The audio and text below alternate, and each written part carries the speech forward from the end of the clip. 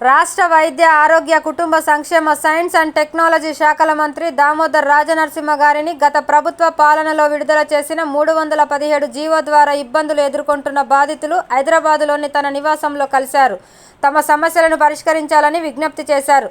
ఈ సందర్భంగా 317 జీవో బాధితులు మంత్రి దామోదర్ రాజనరసింహ గారికి తమ సమస్యల పరిష్కారంపై రూపొందించిన వినతి పత్రాన్ని సమర్పించారు. గత ప్రభుత్వం నిరంకుశంగా అసంబద్ధ నిర్ణయాలతో ఉద్యోగుల స్థానికతను గుర్తించకుండా జోనల్ వ్యవస్థను తీసుకొచ్చి తమ జీవితాలతో చెలగాటం ఆడుకున్నారని మంత్రికి వెల్లడించారు. గత ప్రభుత్వం నిరంకుశ పాలన, అస్తవ్యస్త విధానాలతో ఉద్యోగులను, కుటుంబాలను అనేక ఇబ్బందులకు గురి చేశారని మంత్రి దామోదర్ రాజనరసింహ గారికి బాధితులు మొరపెట్టుకున్నారు. తెలంగాణ రాష్ట్ర ప్రభుత్వం 317 జీవోపై ఏర్పాటు అయిన కేబినెట్ సబ్ కమిటీ చైర్మన్గా దామోదర రాజనరసింహ గారిని నియమించినందుకు బాధితులు తమకు న్యాయం జరుగుతుందని ఈ సందర్భంగా ఆశాభావం వ్యక్తం చేశారు.